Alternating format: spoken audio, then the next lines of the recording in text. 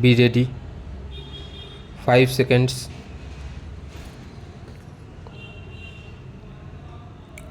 Start. Before independence, Section 124A of IPC was extensively employed by the British to suppress the Indian nationalist movement. In Joginder Chunder Bose, the accused was charged with sedition for criticizing the Age of Consent Bill and the negative economic impact of British colonialism. While directing the jury on the case, the court distinguished sedition as was understood under the law of England at that time from Section 124A of IPC. It was observed that the offence stipulated under Section 124A of IPC was milder, as in England any overt act in consequence of a seditious feeling was penalized. However, in India only those acts that were done with an intention to resist by force or an attempt to excite resistance by force fell under this section. It was opined that Section 124A of IPC penalized disaffection and not disapprobation. Disaffection was defined as a feeling contrary to affection, like dislike or hatred, and disapprobation as merely disapproval.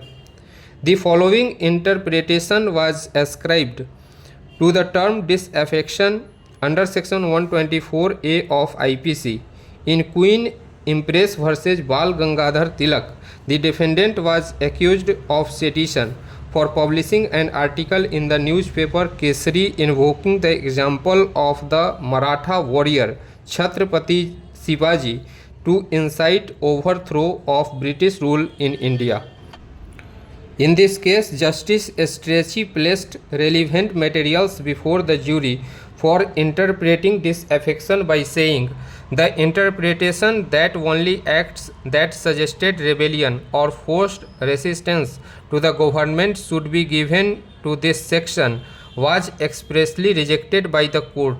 This judgment influenced the 1989 amendment to Section 124A of IPC, wherein the amended explanation defined disaffection to include disloyalty and feelings of enmity. A similar interpretation was given to disapprobation in Amba Prasad, wherein the accused had been booked under Section 124A of IPC for publishing an article in a newspaper called Jami ul Ulma.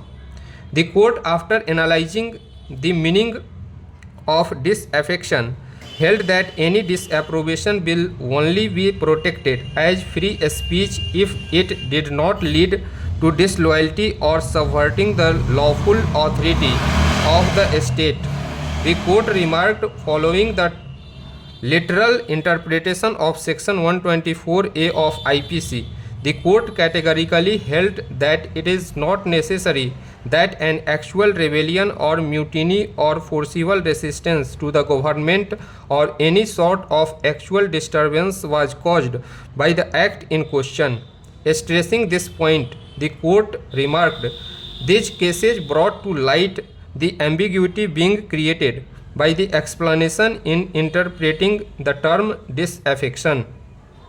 In order to remove any further misconception in interpreting Section 124A, the legislature introduced explanation third to the section, which excluded comments expressing disapprobation of the action of the government but not intending to lead to an offence under the section. The main intention behind adding another explanation was to make the law more precise. The Select Committee, while considering the law of sedition, explained this addition in the following words. The discussions of the Select Committee indicate that the British government was not keen on granting freedom of expression to Indians to the extent enjoyed in England. Stop.